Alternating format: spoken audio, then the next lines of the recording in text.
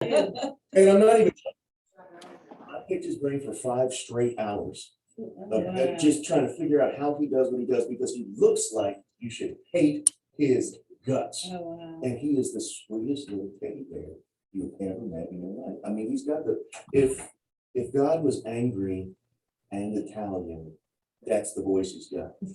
Like he won't, hey, how do you think guys going? Going all right? All right, come on, man. Just sit down. I want to talk a little bit about insurance over here. Come on, sit down, sit down. It's gonna be all right. Don't worry. You shouldn't be comfortable with him in your living room. You've got cats. He might eat them. He never, ever gets a no. Now he manages a whole sales team and everything else, but just to illustrate it, and are we recording right now? Is this being broadcast? Yeah. This way I have plausible deniability. So his base salary was probably about what most of you guys would make in a year, same as me. But he worked on commission. In 1 year, he made $400,000 because he's that freaking good. Now I'll go back on camera. Who the hell said that? Talking about Jeff. Ridiculous. Okay, are you guys ready to go? Just so you know, you are the best heroic too. He always knows just what to say. One thing I'm not good at is accepting firsthand compliments. That's Like, don't, you're doing it to make me uncomfortable. I know you're trying to train me. So young again. Firsthand compliments. If somebody compliments me directly to my face, I went to a restaurant yesterday to pick up some food, and I mean, it was a very nice lady. She said a very nice thing. I didn't know what to do. I just clammed right up. If anybody has any tips and pointers on that, please feel free to train me, because you can always learn something, and that's something I need to learn. It feels so empty, you know? Well, what she said was like, she gave me the over the top. You guys remember about the over the top. She gave me an over the top. And to respond to the over the top, here's how she said it. She said, "You're so tall and handsome, I gotta find a woman to hang you on." Now, Brian's tactic is for me to say, Brian's tactic is for me to say, Thank you. you see, what I went with was, "You're very sweet. I'll let my wife know you said so." Yeah. That's what I went with. I mean, I think And that she was- said, "I'm not worried about your wife. I'm old. I Right. say whatever I want." Yeah, How do you argue with that? She was like 70. yes, she was like, take the compliment. Exactly. I wanna hear about She's your like, "I don't wife." think you did it. I'm 70. I say whatever I want. I do what I I want. did And it then she to touched me. my arm. I you did know? it to a man. I did it to a man in the store yesterday. Did you really? Yeah, I did. I did it to a man in the store. Sir. He was the cashier. I can't handle it. I can't handle it again. I'm telling you that. I'll need to sit. You know I don't sit very often. Is this, oh, we're up and running. Okay, now it's going. I was trying to put it in the work. Okay, so this lesson is about the Make Six Sigma. I'll tell you a little story. I used to teach the Make Six Sigma. I stopped because it's boring. I am not going to teach you guys to Make Six Sigma because I would fall asleep, and then shortly thereafter, you guys would fall asleep. So we're not going to do that. But there are lessons that we can learn from the Make Six Sigma about what all of us do every day. I remember when I was teaching it, I remember coming across like the thought of, hey, this is really applicable to other parts of life. The Make Six Sigma it was invented for quality control in engineering. But the lessons that we learn here are completely unrelated to engineering, can be completely unrelated to engineering. It definitely can be unrelated to quality control. So remember my training objectives? The first and the third are really important to me today. Don't worry, you're not going to leave here knowing to make Six Sigma and wishing I was dead. I promise, okay? And I am going to provide you with definitely at least one technique to help in your life.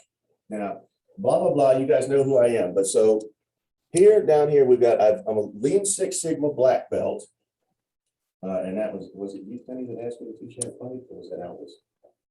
Right, that's Aldous. Somebody asked me to teach him how to fight. Lean Six Sigma black belt has nothing to do with martial arts. It's a level. So there's green belt, and then there's black belt. There are certain requirements. Lean Six Sigma is a process where you go into production corporations and you eliminate wasteful processes. If Brian had you come in every day and sing a sea shanty at the door before you came in and got to work, that would be a process we could eliminate. If you absolutely had to have somebody scream at you, no, like a chihuahua 10 times before you try to reframe it, that would be a wasted process. Lean Six Sigma was about removing and eliminating wasted processes. I'm also a DMAIC Six Sigma green belt. Green belt is lower than black belt. I get it. And DMAIC is what we're going to talk about today. It's a completely different methodology for quality control. See, Sonny's already yawning. I got to get to it. We got to get to it. I'm telling you. But I was an instructor. So the reason I'm an instructor is because I'm a daddy's boy. My parents got divorced. My brother and my sister went with my mother. I went with my father. My father is an engineer and definitely a genius. My little brother, also a genius, probably the smartest person you've ever met in your entire life, but he chooses to use his powers for evil instead of good. We all know people like that, you know? So my father turns to me. You want to be certified in Six Sigma? I'm like, with all my heart and soul, no, Pop, please, God in heaven, don't make me do that. So anyway, I'm a Six Sigma black belt now. Because I'm a daddy's boy. So he put me through all this stuff, and Pop and I instructed this stuff. Now, to put it into perspective, a Six Sigma black belt employed by a corporation makes on average $105,000 a year to go into the corporation and do the studies to help their production lines maintain quality control. An instructor makes $2,000 a day to teach people how to do it. Pop and I were instructors. I am not anymore. If that tells you just how boring it is and how much I don't like it, I said $2,000 a day is not enough. So, it is not enough. I'd rather jump fences and chase bad guys for pennies than to do this. But I waited until Pop retired before I was like, yeah, remember that thing we were doing? I'm not doing that no more. But luckily now I'm here with you guys. Not only do I get to pick the best lessons from DMAIC and teach it to you guys, I do other stuff that I really love, teaching the rest of this. Feel free to, I changed it to participate. It's been questions for years. Feel free to ask questions, but now participate. Because you guys have great stories. And I love that about you guys. What is Six Sigma? Okay. I'm going to give you a one slide. We're not going to go past this slide about it, but I'm explaining exactly what it is. Does anybody actually know? No. Okay. All right. Once upon a time, American production was top of the heap globally. Is that, Penny, is that your bottle? Yes. Okay, can you set your bottle right here? I'm not going to touch it because, you know, COVID. So I use a concrete example of a bottle. All right. If you're the production manager of these bottles, then you have the bottle, the label, the cap, and the fluid in the bottle. And it is your job to make sure that that bottle has the perfect label, the perfect cap, and is filled to 16 ounces every single time. It is a physical impossibility to ensure that exactly 16 ounces is in every bottle every time. But you want it to be as close as possible. And so you make a deal. Okay, quality control, that every one of them will be between 15 and 17. Right? But 16 is the target. American production all through the 60s, 70s, and 80s, if they had a window of 15 to 17, it would be splattered all through 15 and 17, and they considered that 100% good to go. Then in the 80s, I don't know, I think everybody except for me and you, Brian, are too young to remember. But in the 80s, the Japanese came along and said, yeah, we can make it 16 every time. Does anybody else remember in the 80s where everyone was terrified the Japanese were taking over the world? Yeah. So everybody was terrified of Japanese production. Don't know how they did it, but they kept just about nailing the target every single time. Okay, how did you do that? Well, they employed different quality control experts. Blah, blah, blah, blah, blah, blah. This is a 2-hour block of instruction. Motorola came along and said, we'll buy the knowledge from those experts and we'll employ it, and they called it Six Sigma. What they're doing is they are studying the process. You start over here with nothing, and you end over here with the plastic bottle with the label, the cap, and the fluid. Each step in the process is studied, and then it's, what's that? Standardized. And studied, standardized works, and then it is, each step is improved and then controlled. That's how they went about doing it. It's very, very important. That's why they're willing to pay $105,000 a year for somebody to come in. Because if these guys short you a half an ounce on every bottle, and they put out 200 million bottles last year. They stole millions of dollars from people by doing that. And rather than pay out millions to a class action lawsuit, they'd rather pay you 105 grand a year to make sure they don't screw that up. So that's the short version of it. The actual name Six Sigma is a mathematical equation. You see that 6 and then the Greek letter sigma, and you see this number here, 9.99998. That's the target of accuracy that they're looking for. What it actually means is that your process is so robust and excellent that it takes 6 deviations from the norm for you to make a mistake. That's the target. Most places don't get to that, but that's what we're working towards. That's why it's called Six Sigma. Any questions on any of that? Got it. Got it? Okay. Good name. I thought so. And actually, one thing that you hear about on the news now a lot, you see how it's 99.99999? It's called the March of Nines. It is the search for perfection. This is one of the things that I thought could be applied, because if you're paying $27 for a lead, you want to make sure as many of those leads, as close to 100% of those leads are converting for you. And so the March of Nines, you're not necessarily going to get 100% of them. Brian might, but you know what? We can't all be Brian, can we? But you can make a March of Nines. What percentage are you at? 99.9, 99.99, 99.999. That's the March of Nines. So as close to perfection as you can possibly get. So what is DMAIC? It's not a word, is it? No, it's an acronym.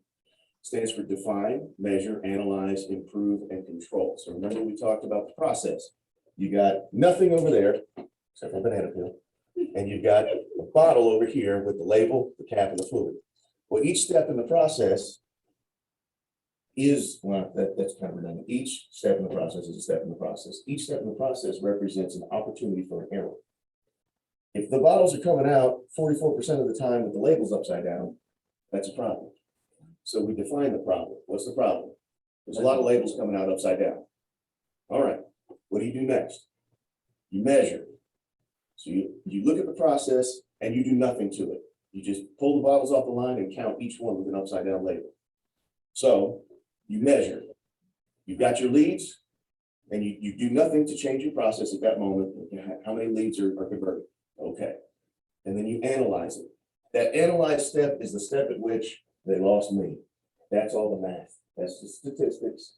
That's all the engineering. Get out your slide rule. What's your calculator do again? What kind of math? Yeah, that. You're doing that.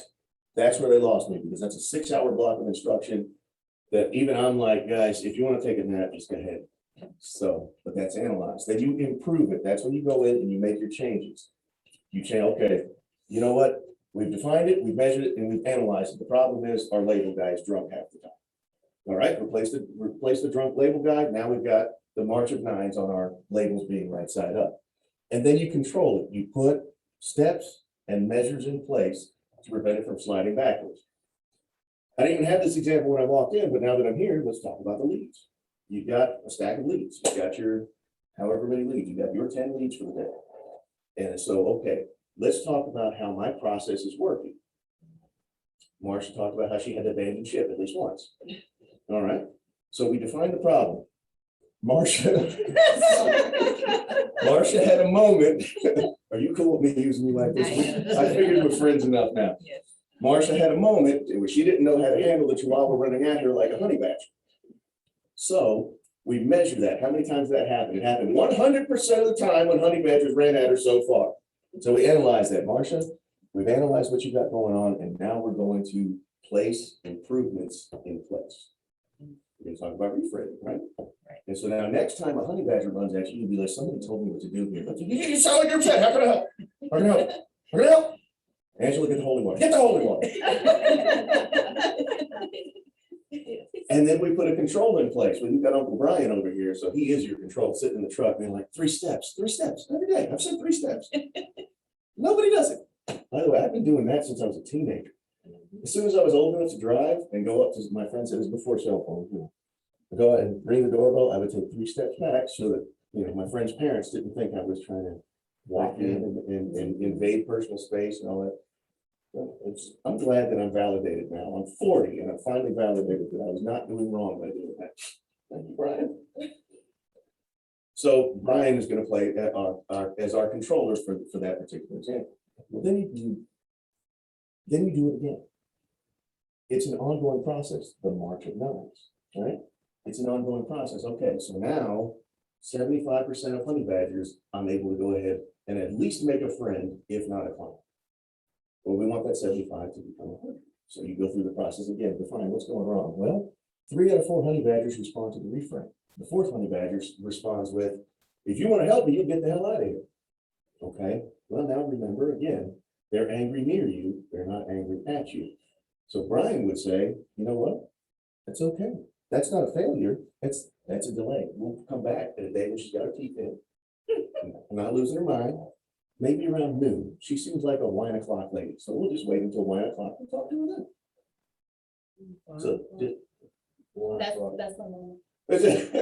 wine o'clock, beer 30. Right, okay, I don't drink, but I do have eyes. I see what's going on out there. right. So how does that pertain to us? We've made the one example about the leads. You know, I'm big on goal setting. You know, I'm big on taking stock in what you really want and then chasing after it. So the first thing you have to do is define it. Make a definite and clear decision about an area you'd like to improve. Is anybody going to be brave and tell me one area they'd like to improve? I wanted to improve my level of prospecting because I was walking past 100 people a day. By the way, anybody new to Texas? Okay, so 100% of the people in this room I've prospected, but I had a problem with prospecting. I was not prospecting enough. Right or wrong, Brian, I took a shot. You take your swing. No, nobody has an area they want to improve. It's all right, that's fine. You don't have to say it in front of everybody.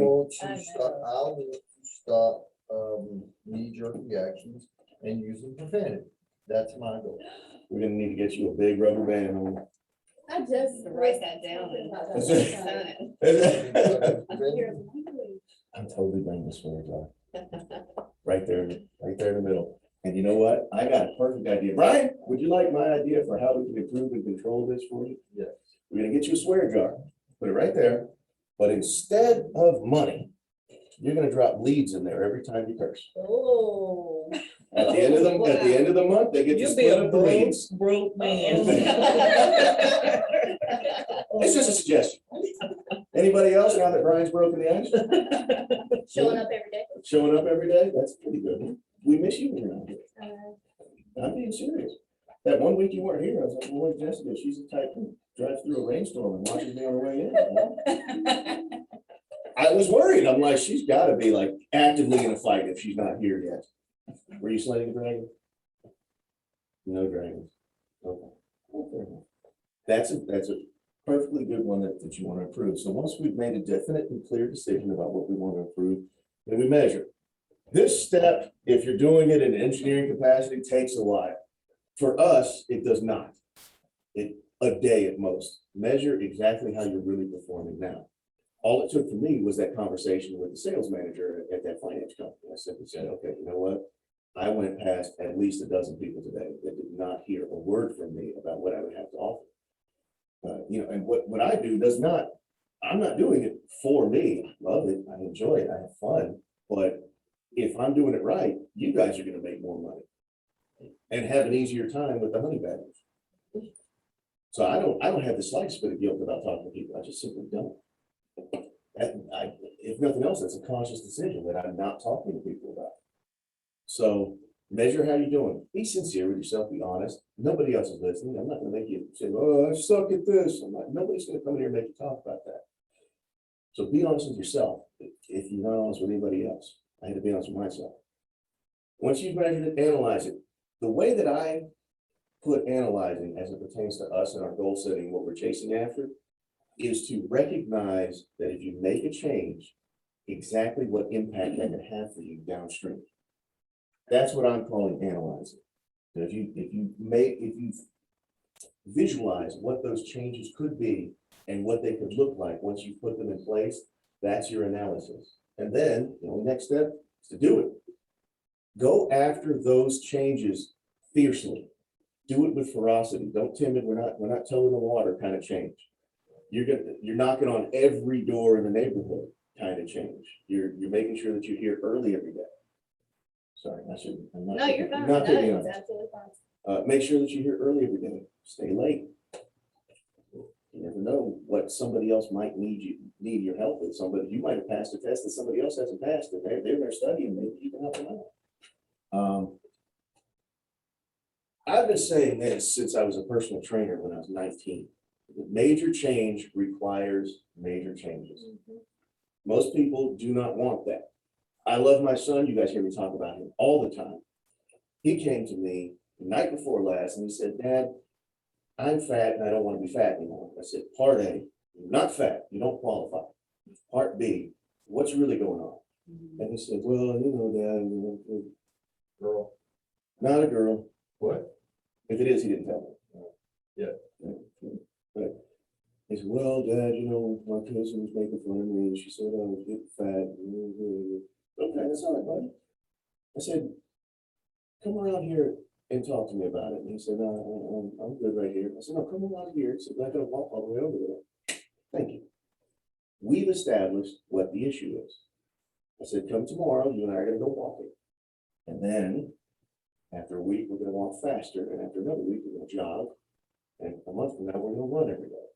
And his answer to me was, that's a lot of moving. I'm good. And I said, see, this is why I quit being a personal trainer. Because people want to have the conversation and see a change in their life. Brian's great in these sales meetings. The stuff he said, by the way, I'm stealing some of what you said today. Shamelessly too. I'm gonna steal it and I'll be like, Brian said this, and I stole it from him and I'm perfectly happy with it. Right. But if you don't leave the room and then employ what he told you, it was no good to anybody. That's right. So major change requires major changes. If you take something that he said, or something that I said, or an idea that Jessica has, or an idea that Penny has, and you do it at one house, you only get that level of change, that level of impact. But if you go to every house and you employ that change that you've decided is important, you'll see a greater impact because major change requires major changes. If you want to have exactly what you have today, keep doing what you've been doing up to this point. But if you want to see a big change, you have to make big changes. It's the same speech I gave my kid. Was awesome. Oh, thanks, buddy. Major change. I'm still that too. Well, we've been walking, so, it must have had some impact on it. And then control. You put measures in place to prevent regression. In the engineering world, that's actual physical controls, that's monitors, that's inspections, all that stuff. But for us, that's going to be accountability to each other.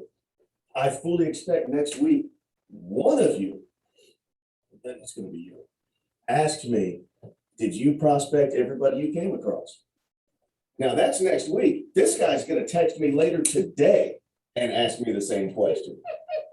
That's why I told you guys what my decision for change was, because I want to be held accountable. Your family can help, your friends can help if you have the type of friends and family who are on the same path as you are. And it's okay if they're not. I mean, most of my friends are introverts, have no interest in this. But I can call my buddy Jeff that I told you about and be like, hey, Jeff, I need you to kick me at the afterburner every day and make sure I'm doing what I said I'm gonna do.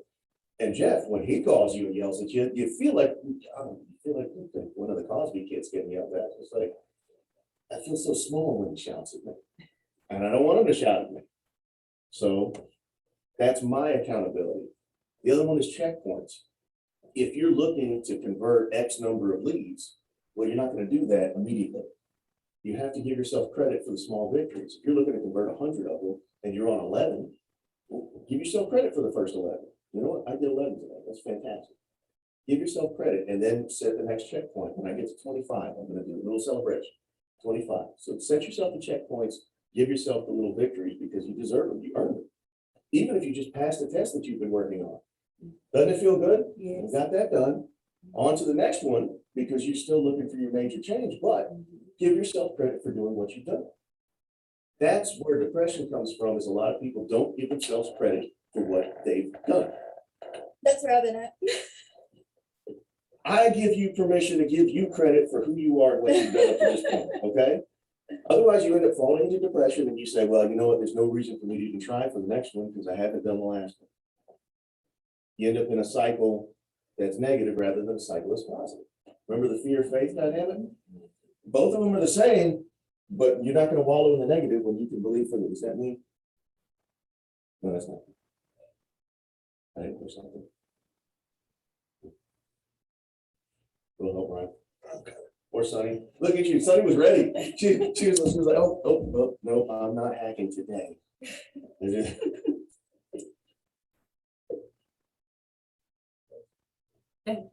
My sneeze is down. Gravel. Is that what that was?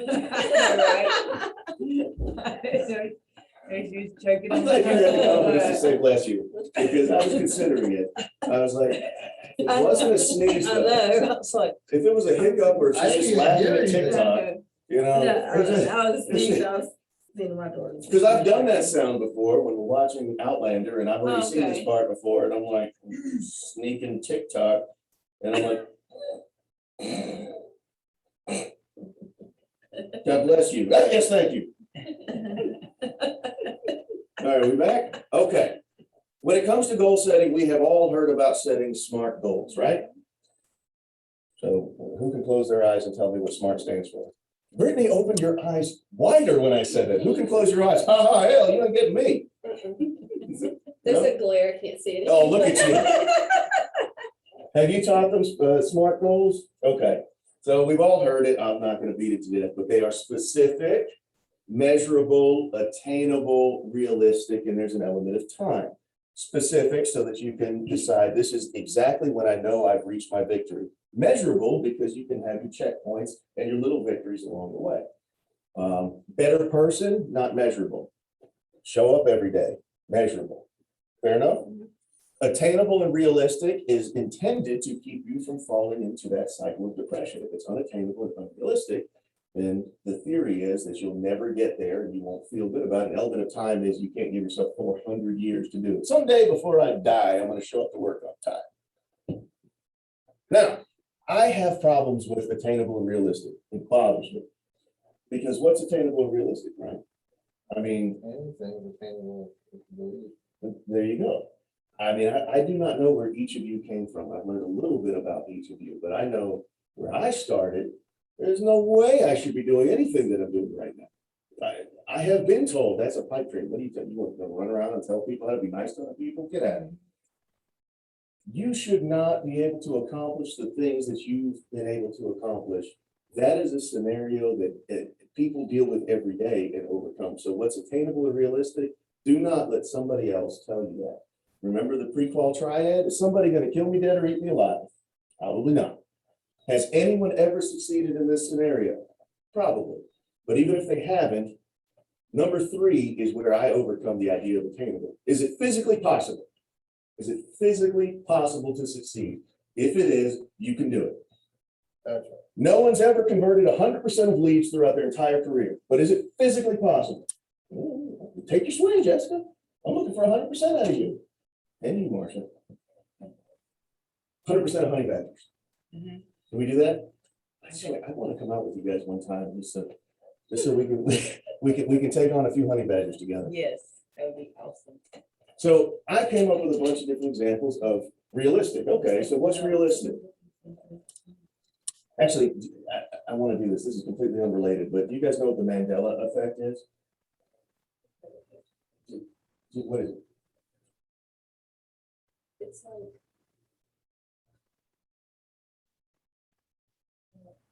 That's okay. What did Brian? Nelson Mandela do?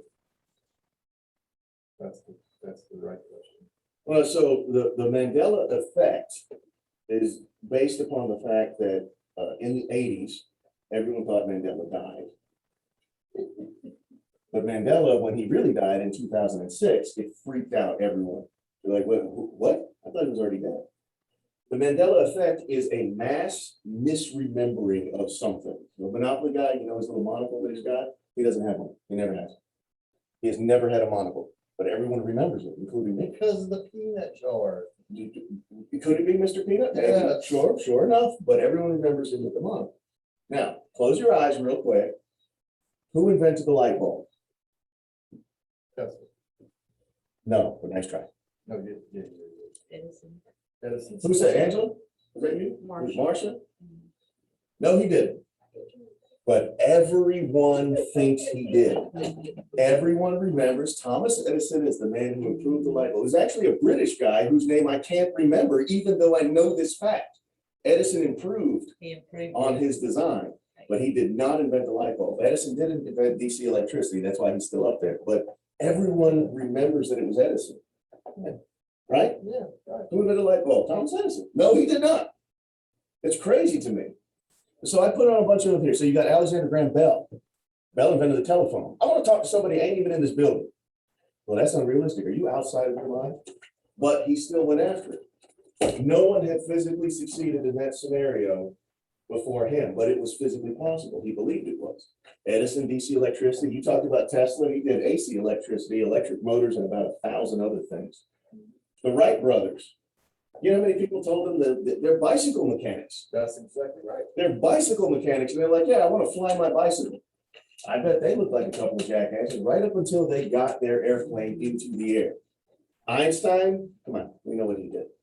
Copernicus, the church was looking to put him to death, but he had the good fortune to die on his own before they burned him at the stake.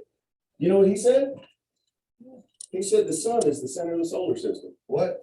That's what he said. Crazy talk. Not the earth? Not the earth. All he did was look up in the sky, do the math, and figured out the sun is in the center of the solar system. But no one had ever succeeded in proving that before. He did. They were going to kill him. Okay.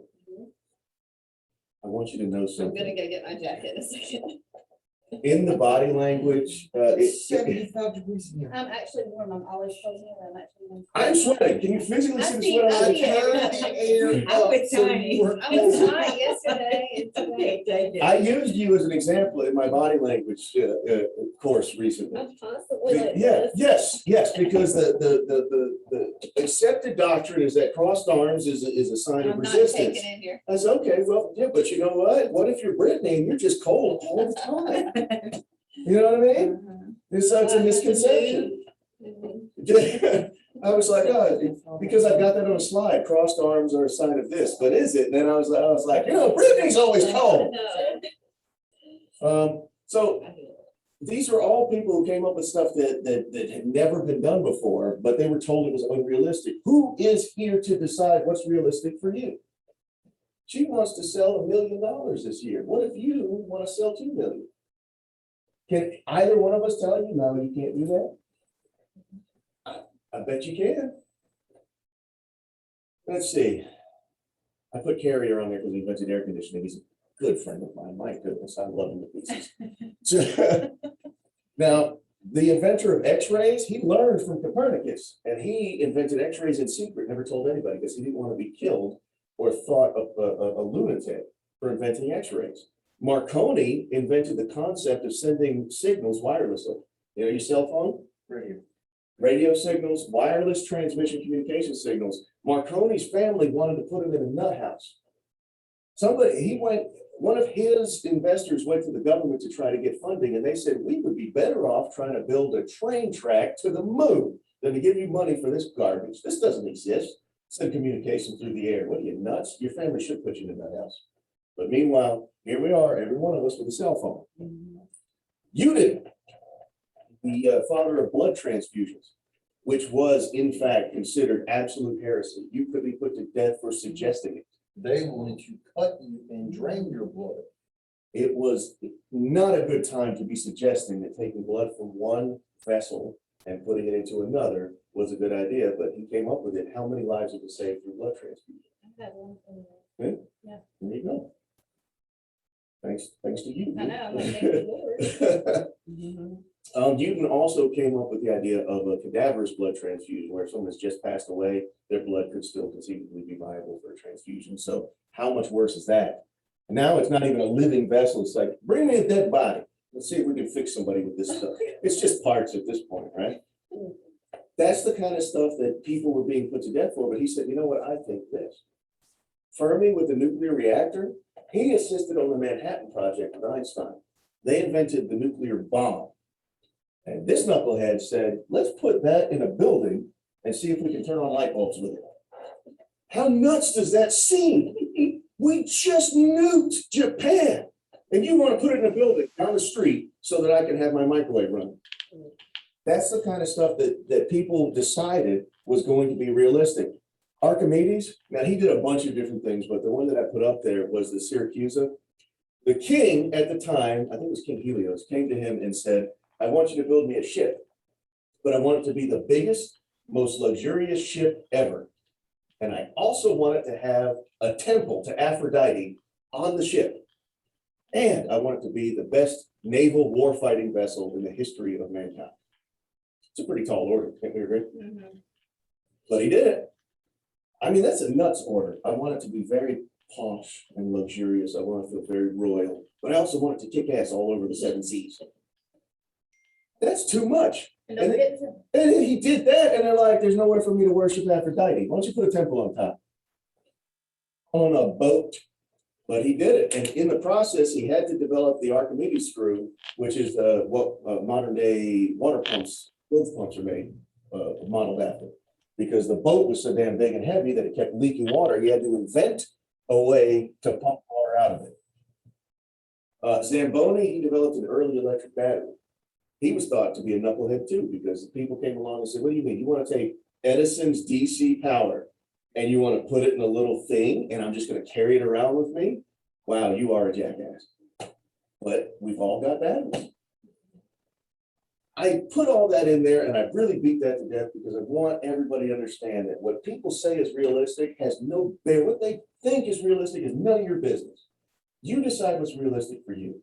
There's nothing that you cannot accomplish if you decide to do it and you take massive action. Because major change requires major changes, right, Marcia? That's the slow and skinny of it. Realistic is relative and determine it for yourself. I mean, I could have talked about Elon Musk for an hour up here. There's a guy that was born in South Africa and was supposed to be a video game programmer. And he was like, yeah, you know what? I'm going to build rockets now. Nobody would work with him. So he taught himself rocket science from a book. Literally. Yes, he taught himself rocket science from a book. I've tweeted to him and asked him what that book was. He hasn't answered me yet. But if ever he does. So there's your reminder. Decide on what you want to improve. Be honest about the current state. Recognize the potential of change. Take action, and I should change that to ferocious action, and then control it. Don't look back. Major change requires major changes. Penny, the next lesson is your body language and interaction lesson. Brittany's still going to be an example, even though I gave away the farm on that one. Anybody got any questions? I know it was an off the beaten path one, but you know, when I was teaching, huh? That was good. Oh, thank you. Thank you very much. See, I'm learning how to say thank you. No, but when I was teaching Six Sigma, this is the lesson that I really wanted to teach people. But you know, I have a lot of half asleep engineers and just trying to get the certifications so they can put it on their resume. Wasn't necessarily the right audience for it, but I felt like you guys are. But Penny finally gets her body language that she asked for from the first day I came in here. Yes. Is there anything I can do to help you guys out? Go right. An appointment or two. I think I could do that.